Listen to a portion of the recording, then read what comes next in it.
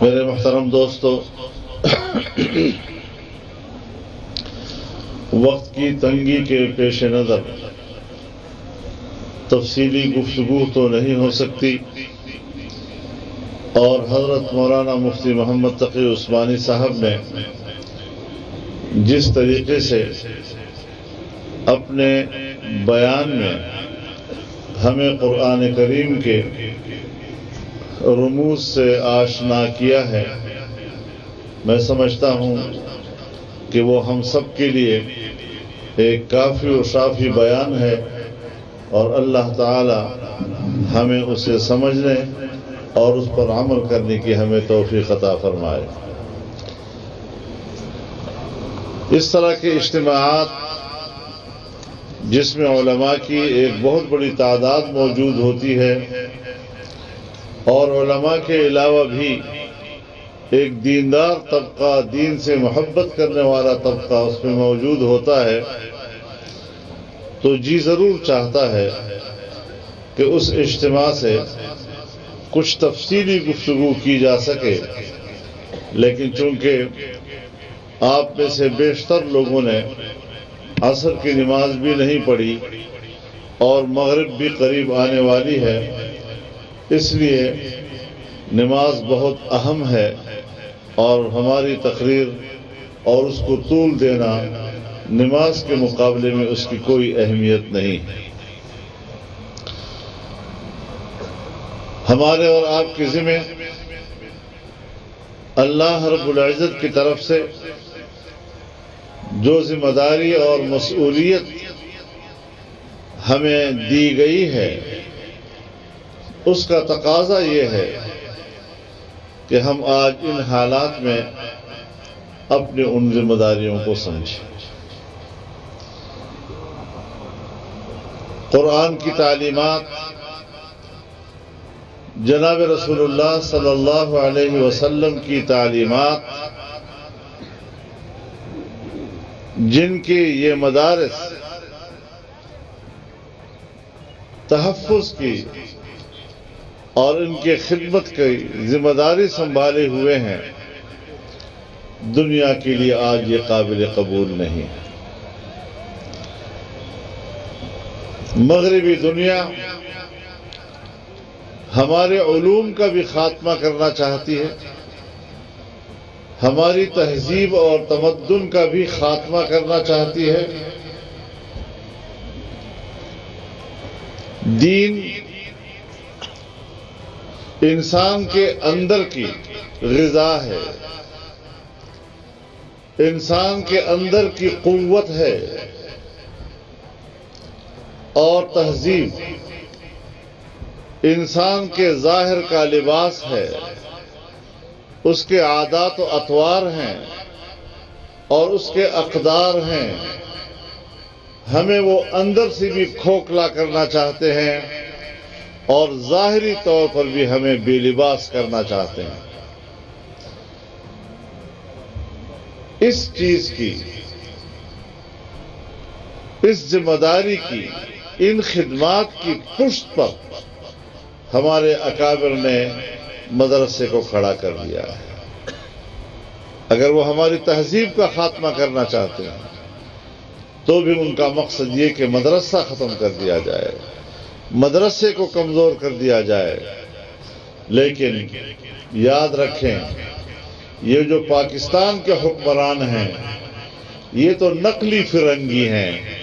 ہم نے تو اصل فرنگی کے ساتھ جنگ لڑی ہے، اس کے مقابلے کیے ہیں، جام شہادت نوش کی ہے، قربانیاں دی ہیں۔ تو یہ ہمارے والے یہ کس باغ کی گاجر مولی ہیں کہ وہ ہمارے دین کو ختم کر سکیں گے، ہمارے مدارس کو ختم کر سکیں گے، قرآن حدیث کے اس سلسلے کو ختم کر سکیں گے؟ انشاءاللہ اس محاذ پر ان کا مقابلہ کیا جائے گا۔ اور اللہ رب العزت نے جناب رسول اللہ صلی اللہ علیہ وسلم کی جو ذمہ داری آپ کے حوالے کی، یا ایھا الرسول بلغ ما انزل الیک من ربک، اے پیغمبر جو تیرے رب کی طرف سے تجھ پر نازل ہوئی اسے لوگوں تک پہنچاؤ. اللہ کی وحی کو، اللہ کی تعلیمات کو، اللہ کی ہدایات کو انسانیت تک اسی طرح پہنچانا جس طرح کہ اللہ نے نازل کیا ہے.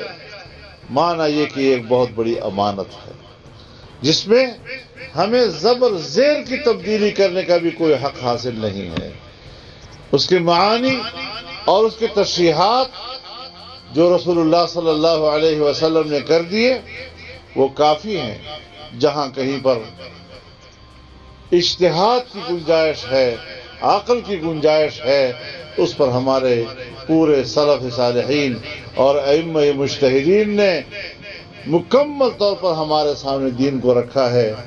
تو یا ایھا الرسول بلغ ما انزل الیک من ربک، یہ تو ایک ذمہ داری ہوئی کہ ہم نے دین کو انسانیت تک پہنچانا ہے.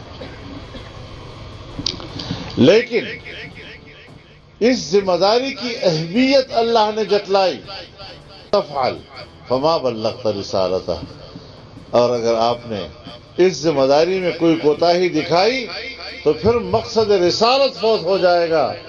اور اس سے رسول اللہ صلی اللہ علیہ وسلم کو اس کی اہمیت کا اندازہ لگ گیا کہ یہ کوئی معمولی کام میرے حوالے نہیں کیا گیا.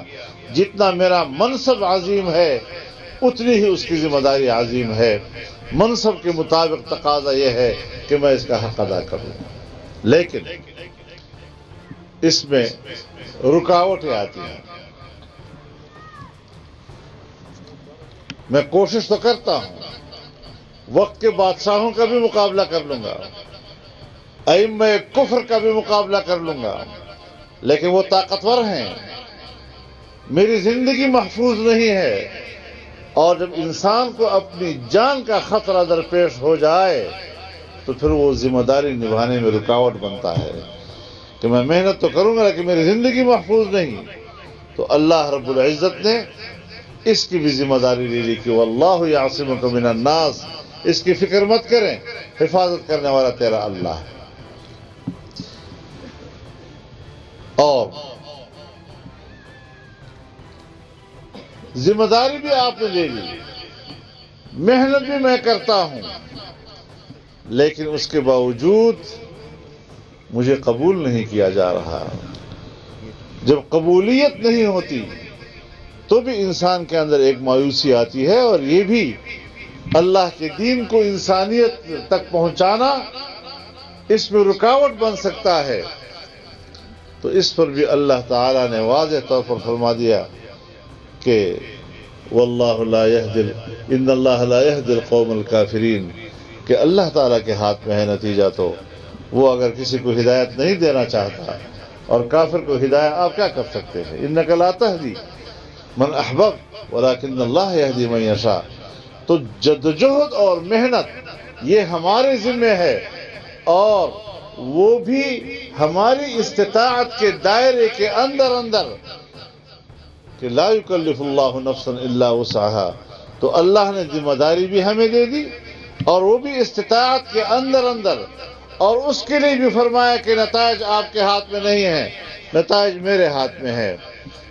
ہمارے اکابر نے، ہمارے مدارس، ہماری جمعیت، اس نے انہی تعلیمات کی بنیاد پر اللہ کے دین کی سربلندی، اعلاء کلمت اللہ، اس کی تعلیم و ترویج اور اس کی تنفیذ کے لیے جو جدوجہد شروع کی ہے. ہم اس لیے مایوس نہیں ہوں گے کہ ہمارا ایمان ہے کہ نتائج اللہ کے ہاتھ میں ہے، ہمارے ذمہ صرف جدوجہد اور محنت ہے. لہذا محنت اور جدوجہد کا یہ سلسلہ آپ کا اور ہمارا قائم و جاری رہے گا. نہ مدارس بند کیے جا سکتے ہیں، نہ جمعیت علماء ختم کی جا سکتی ہے. یہ دونوں ایک ہی ہمارے اکابر کے دو مضبوط سلسلے ہیں، اور انشاءاللہ یہ آج بھی قائم ہیں اور قائم رہیں گے. اللہ کی طرف ہماری نظر رہنی چاہیے. اور اس عظیم الشان اجتماع پر میں آپ کو مبارکباد بھی پیش کرتا ہوں اور جامعہ کا شکر گزار بھی ہوں کہ ہم سب کو، آپ کو اور ہمیں یہ سعادت بخشی کہ اس مبارک علماء کی مجلس میں ہمیں شریک ہونے کی سعادت بخشی. عصر کی نماز اگر کسی نے نہیں پڑھی تو وہ بھی پڑھ لیں، اور پھر اس کے بعد مغرب کا وقت بہت قریب آ گیا ہے. اللہ تعالیٰ اس اجتماع کو قبول فرمائے. وآخر دعوانا ان الحمد للہ رب العالمین.